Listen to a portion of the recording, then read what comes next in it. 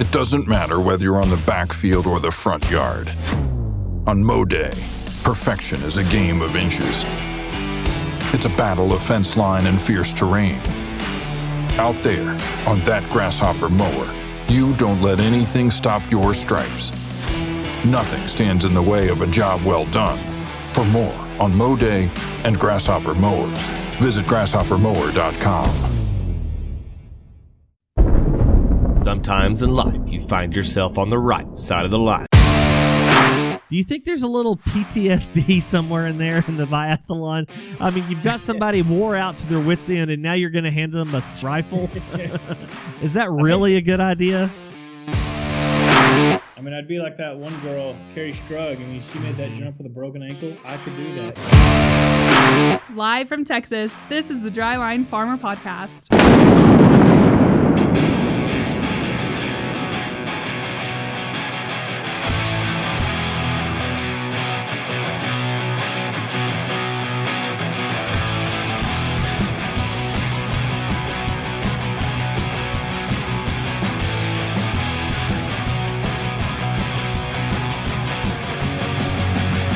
You hear that? It's Brent and Landon, and this is the Dryline Farmer Podcast. Yes, ma'am. This is the Dryline Farmer Podcast, and we are excited that you're joining us again this week as we go into week 1 of the Big 12 Championship, even though there's only 1 week of it. Landon, isn't that correct? Yeah. Okay. We're on day 2. We're on day 2. That's a lot better. So, Landon, are you a big bracket filler-outer guy? I am. Are you ever very successful? I think I won our company one last year. Or no, I won we do a deal where we draw teams. That's what I won. That's what you won. Do you get like a bushel of corn, or what do they give you? Yeah, we get a free sample of Milo. Is it mixed with wheat? Yeah, always. Well, you go with what works. Well, guys, this is the Dryline Farmer Podcast, so we got Landon Nolan as my co-host, as always. Landon, so I'm guessing it's probably getting quiet time, or is it just always pandemonium at the local co-op? It is right now with these markets. So, yeah, I would agree. Farmers, the typical farmer forgets everything they've ever learned about the market when there's more than a 22-cent hike. I don't know what it is, but somewhere around 20 cents, they just lose their minds. As far as a movement in the market? Yes. Yeah. Well, I mean, we're used to seeing like 2 or 3 cent moves, so right. Yeah. Right. It's we kind of get flabbergasted with those kind of high size numbers. But yeah, no, it's quite interesting. Basically every day is a new day, is what it seems like. You've got wheat up 75 cents. They open up the limits. It's up another 70, and then the next day the limits are off, and it's down like $1.30. And usually you got to pay twice to get that kind of action. But it's pretty interesting to see the markets. And they need to have so we don't have RFD TV on our Hulu and all that, but they need your package. Not on my package. You think? Okay, there's a side note. There's a guy out there that tattooed his balls that says "package" or "my package." Don't you figure? There's probably one that tattooed it to say RFD TV. That's probably true. I mean, I'm sure there's left and righties, but I've never. That would take a lot of lettering, and the font would have to be somewhat.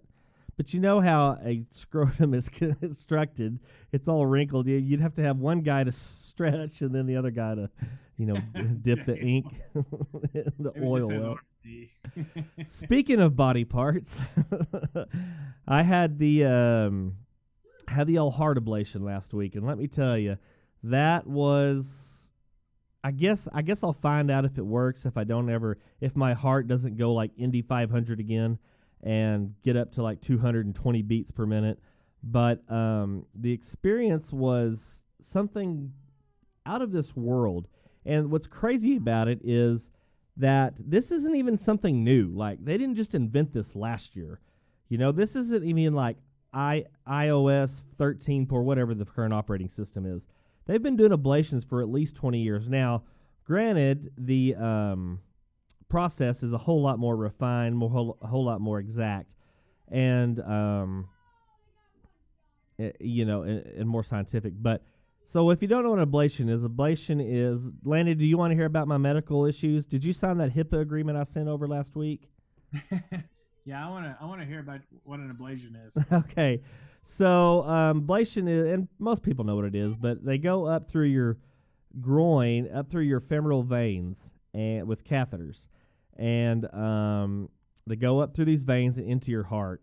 And if you've got arrhythmia, so you've got all these nodes and different nerves in your heart that fire electrical signals that make your heart beat. So that's the real basic. I'll get into it here a little bit, but that's the real basic gist of it. But the absolute technology and just literal manpower that an ablation entails is unbelievable. So they get me up. They do this in Amarillo because the Hereford Vet Clinic doesn't open till 8. So they have me getting up there at my heart group, my cardiologist group tells me you got to be up there at 6 because they're going to start on you at 8. I'm like, all right. So we're 45 minutes from Amarillo.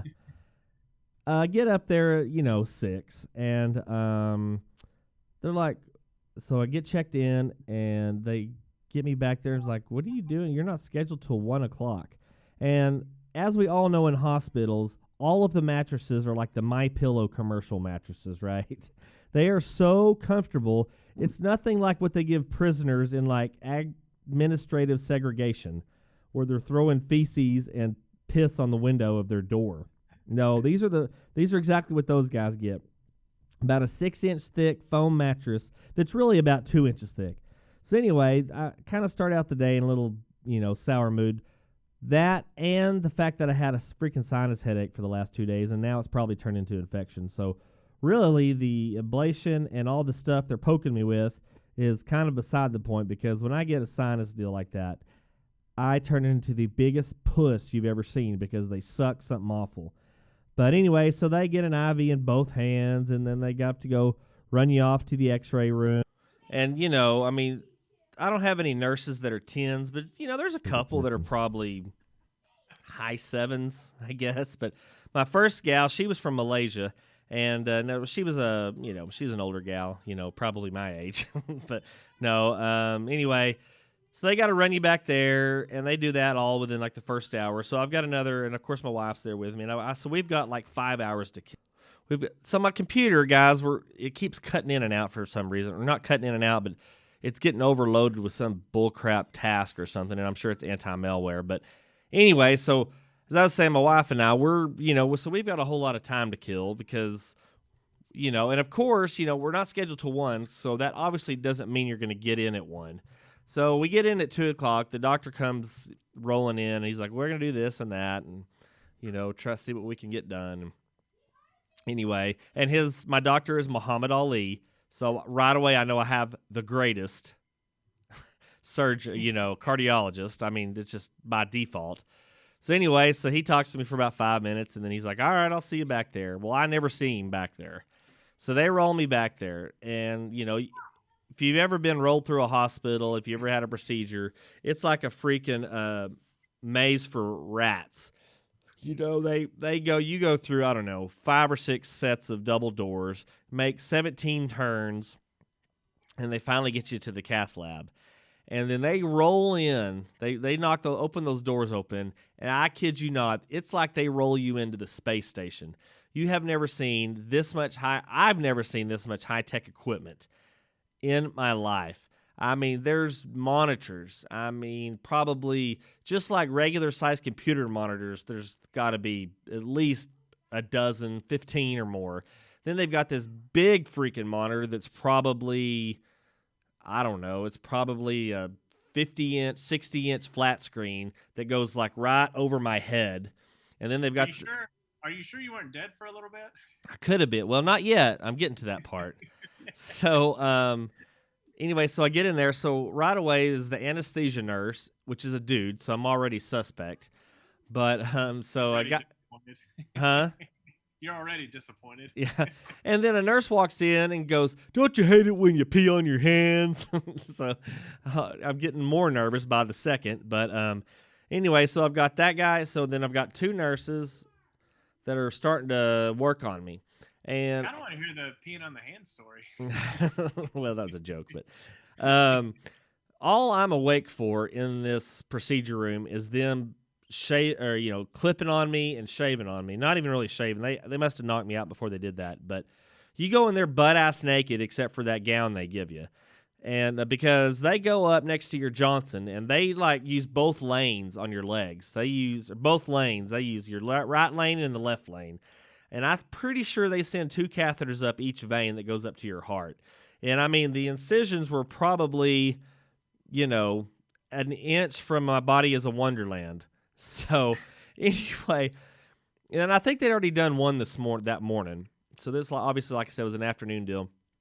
And they just it's like shearing a goat, dude. She just got those manscaping deals you see on the Facebook ads. And they're just getting after me, dude. And I'm hairy. I got my back. So they're working on that. Then they got the little sticky mittens they put on their hands to pick it all off or whatever. And this nurse, the one main nurse, I don't know if she's the main nurse. She's maybe just a beauty salon intern or whatever. But she's like, all right, we're gonna take the last bit of your dignity here. And so they bunch all the gown right down the center of my body. And she just cups me. And just moves it over to one side and she just cups it again and moves it over to the other side. And I mean, she's just taking every bit of warmth and insulation I've got left. Man, she manhandles that thing like it's a 10-speed transmission on a Peterbilt, dude. And I mean, I'm not going to say I'm built like a Peterbilt, but that's the closest analogy of alliteration I could use for genitalia is Peterbilt in this situation. But I mean, she manhandles this thing like she's done it before. So not quite a happy ending? No, there was no happy ending in this deal. Mind you, I still have a sinus headache at this point. Anyway, so they work on you, they clip you up or whatever, because I mean they almost literally cover your entire body in some type of pad sensor, and I think they put the defibrillator pads on your back. They're just like white, real thin pads that they stick to your back. I remember they put those on me when I had that one real bad episode. I guess in case they had to defibrillate me to get me back in rhythm. But so anyway, they put those on me. They put all these EKG sensors on me. So like I said, I'm going to count them all. So the anesthesia nurse, there's at least 3 other nurses, another dude, I guess he's a technician or a nurse, maybe one more gal standing on the side looking at some monitors. And then they have the room, the interrogation room windows with the one-way mirror. And I'm pretty sure that's where my cardiologist was, and maybe a manufacturer or representative from maybe the company that has all the equipment. I don't know. They kept telling me that you may have a technician in there from the manufacturer or the company or whatever. But they're behind that one-way, interrogation glass. So I never see those guys. Anyway, so they roll me over and put me on the main table, and then the guy puts not the welding mask, but the oxygen. He's like, all right, this is just oxygen. He wasn't just terribly chatty. And then I noticed my eyes started getting a little droopy, and the next thing I know, it's 6 o'clock. And I'm in somewhere where I didn't start. They put me up in a regular room, but it took 3 hours. They said, he said I was actually already in AFib before they even started working on me. So what they do is they put all that stuff on you, and then they intentionally force your heart to go into an arrhythmia. And before they do that, they map it. So they go up with these catheters up your legs and up through your heart, and then they start mapping. It's like this. You can watch it on YouTube, not mine, but I wish they'd have filmed it. But so they make this big 3D map of your heart, and with echo, with EKG, or not EKGs, but echocardiograms, sonograms. I don't know if they put dye in there or not or whatever, but they make this big elaborate map of your heart, and then from what I can understand, they make your heart. I don't know if they shock it or they give you a medicine or something to make your heart kick into gear, and that way they can isolate the node or the nerve that is firing when it's not supposed to, or it's just an abnormal nerve that's not supposed to be there, that's firing. And so So, I'm no spring chicken, but I'm no old guy. So I'm young for this procedure. And so there's actually a nerve on the left side of your left atrium, that is somewhat typical for people my age to have when you have a condition like this.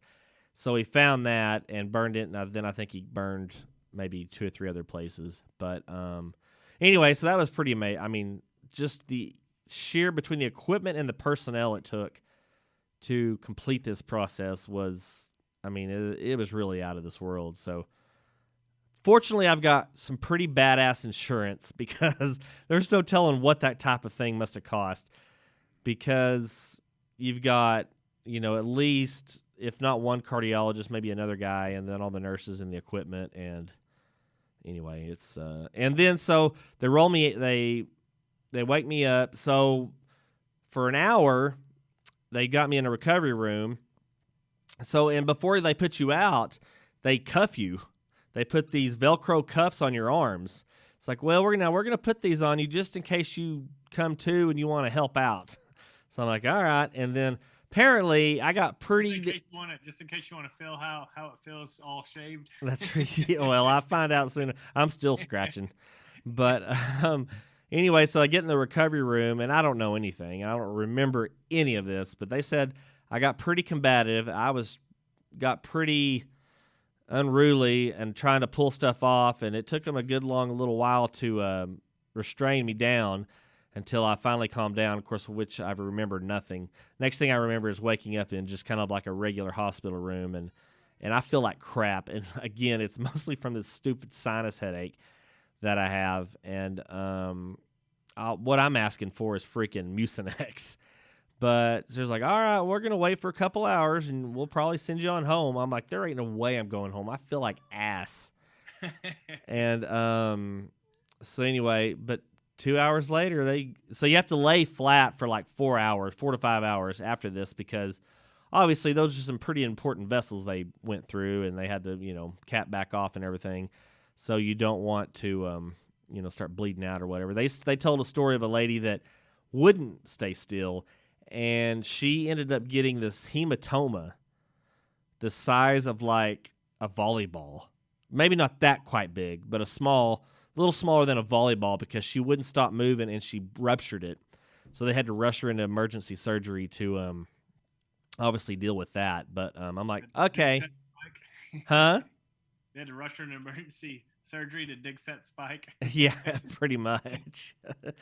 Man, I had one of those after I gave blood one day. I was driving home, and it looked like I had a golf ball lodged in my elbow. It was great. Wow. What'd they do? Did you run to the ER, I guess? I went straight back to I was still in the parking lot. I went back inside, and they just wrapped it and said, put some ice on it. Was Doc Morrow, was he taking blood that day? Yeah. I would think it would be a little more to it than put some ice on it. And it just went down, huh? Yep. What was it? I mean, what did they call it? Like a hematoma. Okay. So it wasn't it wasn't your vessel, was it? Was it your vessel that was Man, I don't know. They didn't act like it's a big deal. They were like, "Oh yeah, this happens." Yeah, huh? Yeah. I don't know, man. He looks pretty crappy. Yeah. So anyway, so yeah, a couple hours later, they is like, all right, your lay down time is over. Let's get you up and see if you can pee and walk up and down the hallway, and we'll get you out of here. And I was home by 9:30 that evening, and it was it was pretty impressive. So, like I said, all I know now is if I don't have any more events, that I'll know it probably worked. And I know a lot of the times they say ablations take more than one try, but mine wasn't a terribly extensive process, but it's pretty impressive, to say the least. I recommend, if you're interested in that kind of thing, to go check it out on YouTube, because it's amazing what they do. But anyway, so that's this week's Health Minute with Dr. Brent. But before we move on to our next little deal, and I don't know if it'll take long or not, but we're going to get one more word from Grasshopper Mowers. Now, Grasshopper Mowers are pretty awesome. I haven't gotten my complimentary one in the mail yet or anything, But we just wanted to remind you that today's podcast is brought to you by Grasshopper Mowers. With Grasshopper Mowers, nothing gets in the way of #Mow Day. That's what I should have said at my surgery. Hey, ladies, it's Mow Day. #. Oh, man, I should. And when I had that deal, all I could think of was that clip of Peter Griffin where they go to that, I don't know if it's like a trade show or the mall or something, where you can get in this hospital bed and pretend to take a picture of yourself in the hospital, and he says, "Don't want to get into it, but I'm okay." And he starts getting all these likes. It's like, well, that's the last thing I wanted. Oh, God. But it's so true. But anyway, well, guys, we'll be back after this message from Grasshopper Mowers, only on the Dryline Farmer Podcast. It doesn't matter whether you're on the backfield or the front yard. On Mow Day, perfection is a game of inches. It's a battle of fence line and fierce terrain. Out there, on that Grasshopper mower, you don't let anything stop your stripes. Nothing stands in the way of a job well done. For more on Mow Day and Grasshopper Mowers, visit grasshoppermower.com. Dude, we got to get on the Grasshopper and the FMC Media guys, like special effects list, because God, their stuff sounds good. I know. It's just so high quality. Well, Crime Squaw. well, guys, we've talked about Brent's medical procedures, and Brent, you crush your wife during sex and your heart sucks. Boom, roasted. Oh gosh. So we've talked all about that, or actually I have. Landon wasn't there, but so we're, as we talked earlier, we're in a time of great volatility when it comes to grain markets, cattle markets, energy markets. We were talking off air how up in Vega, which is just 20 miles west of Amarillo, first time I've seen over $5 diesel in our area. It was actually like $5.15. This is at a Pilot. And did you buy some just to say you bought some? Fudge, no, man. I siphoned it out of the side. Oh, this is a whole nother deal I got into, but talking about people using red diesel in their pickups. But so I just assume all you farmers are.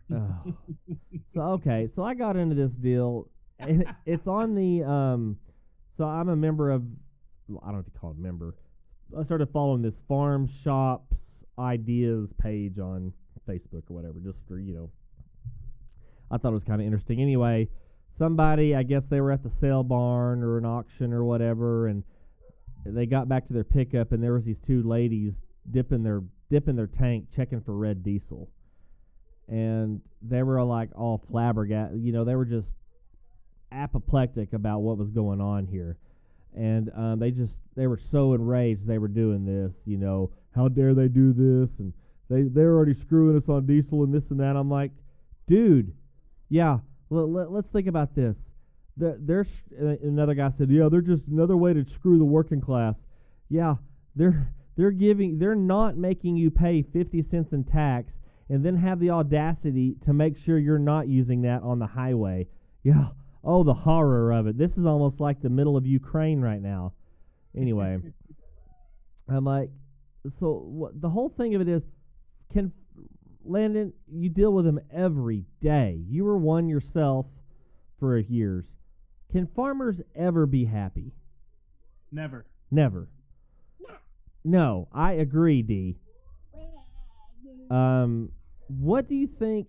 What would be the closest thing that could get a farmer happy? Is it possible at all? Man, it's tough. I mean, my favorite joke on that one calendar, like the back 40 or whatever, this guy and his wife are driving in a car, and it's just pouring rain, it's just flooding, and the farmer goes, "The worst drought I ever saw started just like this." With a big rain. Yeah. I mean that sums it up. Oh, it is. And I mean, I've become, I don't know, I hadn't become pessimistic. I've just become like jaded about the rain and everything. It's just going to do it it does. There's no reason. And then the whole getting pissed off at weather guys for getting it wrong. They literally get the temperature of the entire Earth within 1 degree every day of the year correct, with almost less than a degree or two margin of error. And if your neighbor gets a half inch and you get a quarter of an inch, this guy's an idiot. Or it doesn't rain that day, and they said it was going to. I mean, these guys are right 99.5% of the time. I mean, yeah, I wished it did rain, and people misunderstand all these probabilities. Like, well, hell, they said it was an 80% chance of rain, and it only rained. You know, wait a minute, what'd you say? Back up, what'd you say? Keep going, keep going, rained? Yeah, it rained. They were right. They didn't say it was going to rain. You weren't going to have to build an ark. They just said you had a chance of some rain. I would be, oh God, if I was a weather guy, I would talk so much shit on TV. It's like, listen here, motherfucker. You know, I'm not saying, you try and come do this shit. Yeah, there's 100% chance of me opening up a can of whoop ass. Oh, and I think I would get ratings. I really think I would. I think you would. I'd watch that. But can farmers ever be happy? The main reason I brought this up, because obviously farmers bitch about when corn, wheat, soybean prices are low. When corn was $2.50, $3, beans are $7 or $8, and wheat's $5 with a negative dollar basis. Now that's something to be upset about. There's nothing you can do about it. But literally, I shit you not, last week, people kept talking about. Now, this one instance, I don't know, or this one comment may be true, it may not be true. Somebody said more farmers have gone broke during high prices of their commodities than the other way around. And the reason being is because they overexpand, leverage themselves with these high prices. I don't know if they think they're going to last or what. Do you believe that, Landon? More farmers go broke in high prices or low prices? I don't think more go broke in high prices unless they don't do anything. Right. I mean, if they greatly overexpand or try to over leverage themselves because all of a sudden they have a great. The joke here is usually we have a good price and crappy crop, or vice versa.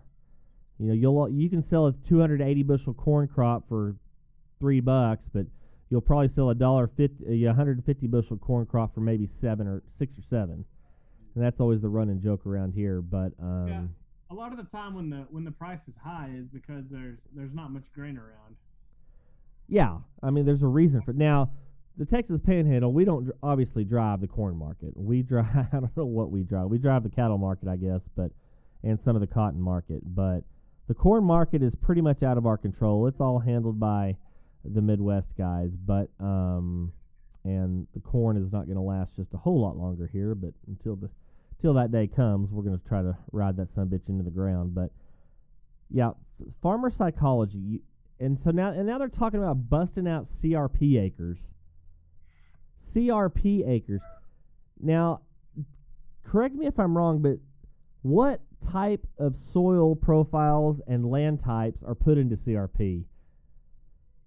Land with 200 feet of topsoil or a half inch of caliche? I mean, you're going to start nobody's breaking out no CRP to grow more corn so they can, because anyway, so they were saying, we're going to, this damn high corn price, it ain't necessarily a good thing. Like, what if that's not what is? It's just, I mean, a farmer could have one hanging below his knees, which probably, I mean, yeah, that's probably an encumbrance at this point. I mean, you're only going to be able to do. I didn't see where it started, but I saw where it ended. But you can't be helped if you can't enjoy $7 corn. There's just no way around it. We've had $1. Well, cattle's kind of a bad example because $1.35 fat cattle. I mean, I guess guys were making some pretty good money. I don't know if they were getting bloody rich, but I know the Packers were. But it's just it's understand. I'll never be able to see a time when the entire farming community will be happy. Landon, are you still there? Did you walk away? What in the hell are you doing? Dude, Landon really needs to make his bed. That son of a bitch is in disarray like you can't even imagine. What? And why are there cuffs on the side of your bed? Oh man. Are you ready to continue here? I'm back. I gave you the hand signal. I gotta get it. Huh? I gave you the hand signal. I didn't have your screen up. Oh, sorry. Yeah, I've been screaming at my other screen for the last 5 minutes, but You didn't say anything when I was picking my nose earlier. I'm used to it. It's nothing new. But anyway, so farmers, I mean, maybe they should have added, like, we had stats, advanced stats, price theory, all that stuff in AggieCo.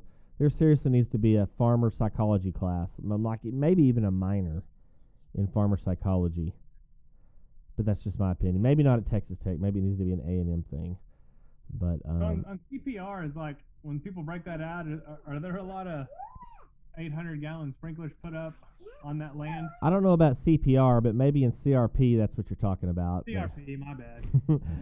No, typically not. Now, unless you're moving, well, I'm not going to go there. People have broken out grass or CRP in our area and put up pivots where there wasn't water 50 years ago, but now there is. But it's, yeah, the bottom line of that is it is substandard, non-producing soil that people have put into CRP for a reason, and that's not just to, quote, help out the greater good of keeping prices higher. Yeah, there's usually a reason people put it in CRP. Because what's land going for in the Midwest now? You know, $15,000-$17,000 an acre. We'll even hear what's it going for.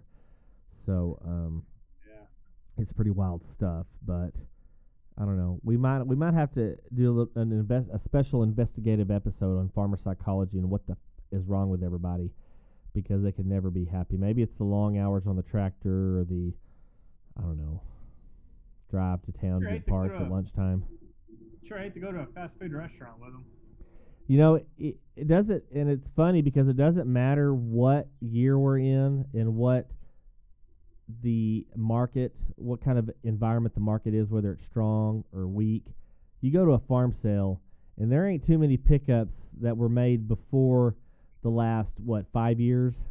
I mean, there's a pretty new fleet of pickups at the farm sale.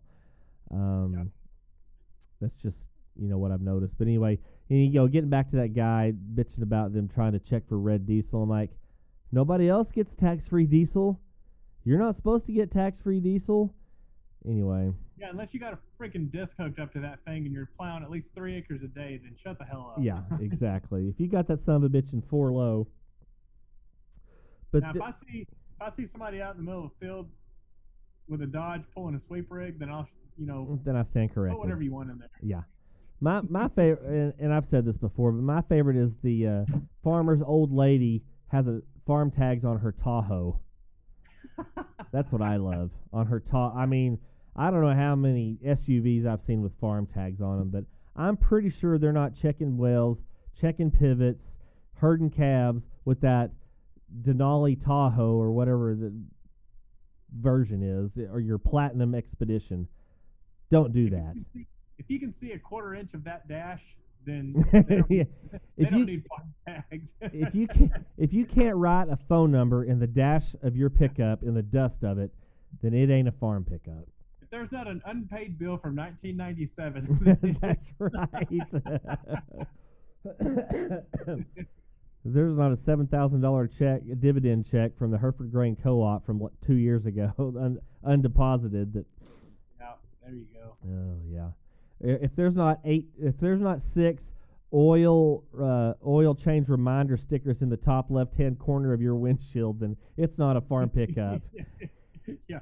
If you're not 58,000 miles over two. If you can see more than just your seat and the floorboard where your feet go, if you can see more than that in your pickup, it's not a farm pickup. It has to have the back seat completely covered up in jackets, caps, and coat cups, and then in the front seat, it's got to have all takeout styrofoam to go boxes. Yeah, if there's not at least 7 change of clothes and a couple of random golf clubs sitting in there somewhere, then yeah, and some really stale irrigation boots that had a hole in them, so they let water in it. So now they're all nasty, and it makes your socks brown every time you put them on. There's not a trash can in that car. Oh man, I love it. I love it. Well, Landon, tell everybody we got Texas Tech versus Iowa State coming up here in about 5 minutes. So Landon, tell everybody real quick where they can find you on social media.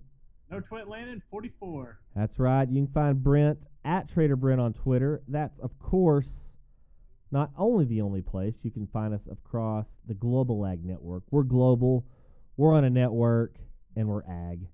This is like the most ag show we've done, I believe, and also the most heart-minded show we've done. So I'm pretty impressed with that. And the most informative. And actually somewhat, productive and constructive. So yeah. But and also don't forget our good friend over there on the Moving Iron podcast, Casey Seymour. We've got to get him on. Maybe I can it won't be next week. We're gonna be out of pocket, but maybe I can do a remote with him. He's got some contacts over in Ukraine. He's been is it the Ukraine or is it just Ukraine? Because if they started saying the Texas, I could get into that. I really could. But anyway, hopefully we can get some insight from Casey and see what he's heard from his friends over there. He's got, some John Deere customers over there. But maybe, dude, can you imagine if you were a John Deere dealer and you had a buddy in Ukraine who had a picture of himself towing a Russian tank with a John Deere tractor? That would be the baddest of assest promo shots I've ever heard of. I can't believe there's not a commercial of that out. Nothing runs a Russian tank like a deer or something. I mean, there's got to be some kind of ad wizard on that deal. But anyway, so go check him out and check all our other great friends over on the Global Ag Network. They've got some great informative podcasts. And until next time, y'all stay safe. Y'all stay cool, and we'll ask you, what side of the line are you on?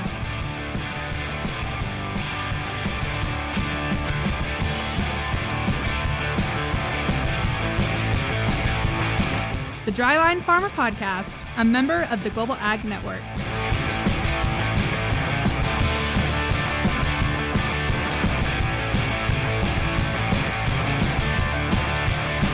There's podcasts, and then there's this, the Dryline Farmer Podcast.